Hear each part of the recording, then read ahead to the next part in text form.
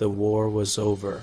A war not of mortals, but of gods and titans. A conflict that had scorched the heavens and sundered the earth. For 10 long years, the universe had shuddered under the weight of their battle. But now, silence. The skies, once ablaze with celestial fire, were now filled with a heavy, smoldering haze. The earth, scarred and broken, lay still.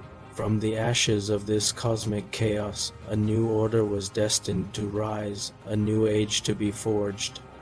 Emerging from the smoke that blanketed the battlefield of Thessaly, one figure stood taller than the rest. Zeus, son of Cronus, his eyes blazing with the fury of the storm.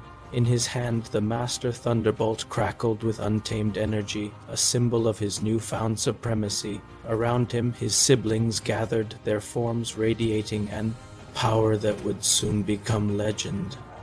There was Hera, his queen, her gaze calm and regal, a stark contrast to the devastation around them. Poseidon, lord of the seas, stood with his trident held firm, the scent of salt water and tempests clinging to him, and standing slightly apart, cloaked in shadow, was Hades, the eldest brother, his presence a well of quiet brooding intensity. Zeus's voice, commanding and resonant as thunder, broke the silence. "The Titans are defeated," he declared, his words echoing across the desolate plains. "They are cast into the pit of Tartarus, bound for eternity. But victory alone is not enough. We have won the war, but now we must win the peace. We must build a home, a fortress, a throne worthy of the gods." Hera stepped forward, her voice a soothing balm on the raw wounds of the world. "A realm above mortals," she mused, her eyes gazing toward the heavens. "A place untouched by the chaos that birthed us, a sanctuary where the divine can reside in glory." Poseidon struck the ground with the butt of his trident, and the earth rumbled in response. His voice was a booming echo, like waves crashing against a cliff face. "Let it rise from the clouds themselves," he roared. "Anchored by the power of my seas, so it may never fall, a mountain that pierces the very firmament." But Hades remained withdrawn, his dark eyes fixed on the shadows that clung to the ravaged landscape. "A palace in the sky," he murmured, his voice a low, gravelly whisper. "You may seek the light, brother, but shadows belong below. My dominion lies in the depths, in the realm of the departed. The upper air is not for me." Zeus's gaze was firm, resolute. He looked from his brooding elder brother to the determined faces of Hera and Poseidon. "So be it," he proclaimed. "Then Olympus shall be ours, the highest peak, a beacon of our power, our wisdom, and our eternal rule. From there we will watch over the cosmos." And so the great work began. The gods, victors of the great Titanomachy, turned their immense power not to destruction, but to creation. Each lent their unique essence to shape the eternal mountain, raising it from the earth and molding it into a home fit for divinities. Poseidon journeyed to the shores of the Aegean and slammed his mighty trident into the churning waters. The ocean roared and heaved, and from its depths colossal waves surged upward, not of water, but of pure, solid earth and rock. They rose toward the heavens, forming the unshakable foundations of the mountain, a base anchored in the very heart of the sea. On its soaring peaks, another god was at work. Hephaestus, the master craftsman, the son of Zeus and Hera, toiled before his divine forge. With each strike of his hammer, molten gold and celestial bronze flew like sparks in the night. Under his skilled hands, grand halls and majestic thrones took form, palaces that gleamed with an inner light, structures built not just of metal, but of magic and might. As the physical form took shape, Athena, the goddess of wisdom, walked its nascent corridors.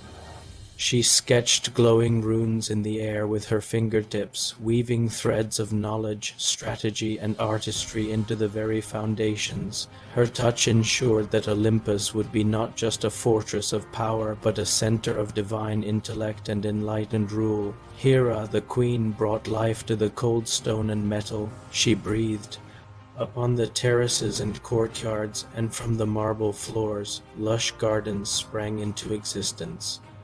Amaranth and moly, flowers of immortality, bloomed in an instant. Vines laden with ambrosia, sweet grapes wrapped around the pillars, and the air filled with a fragrance that could soothe any soul. Olympus was becoming a paradise. One by one, the other gods added their touch. Apollo strung his golden lyre, and music flowed through the halls, a melody so perfect it became the rhythm of the cosmos. His twin sister, Artemis, blessed the surrounding peaks, creating sacred groves for the wild beasts she protected. Hermes, the messenger, carved pathways of wind that would allow swift travel to and from the mortal world. Finally, when the last golden roof was set and the final blossom had bloomed, Zeus stood in the central throne room, the heart of their new dominion.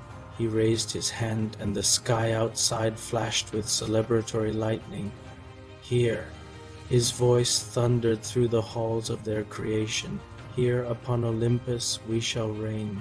No Titan shall ever threaten us again. No mortal shall defy the will of the gods. This is our home. This is our throne. This is our eternal declaration of order. A chorus of assent rose from the assembled gods, but one voice was missing. Hades stood at the edge of the dazzling hall, a figure of darkness against the brilliant light. His expression was unreadable, but his voice was low and carried a defiant edge. "Then let Olympus shine above," he said, his tone cutting through the jubilant atmosphere. "Bask in your light. While the underworld claims its shadows, I will not sit among you in your golden cage. My kingdom awaits." With those final words, the ground at his feet split open, and he descended into the earth, returning to the gloom he had claimed as his own. And so, even at the moment of its glorious birth, a division was forged. Olympus would be the seat of light, the radiant home of the celestial gods, a place of music, wisdom, and thunderous power. But beneath it, separate and distinct, the underworld would remain, a silent, sprawling kingdom cloaked in eternal darkness, ruled by its solitary king. Thus was born Mount Olympus, the eternal throne of gods and the crucible of legends. From its magnificent heights, thunder would echo across the world. From its hallowed halls, wisdom would guide the threads of fate, and from its golden thrones, the will of the divine would forever shape the destiny of mortals below. The age of the Olympians had begun. Thank you for watching. If you enjoyed this journey into myth, please like, share, and subscribe for more tales from the ancient world.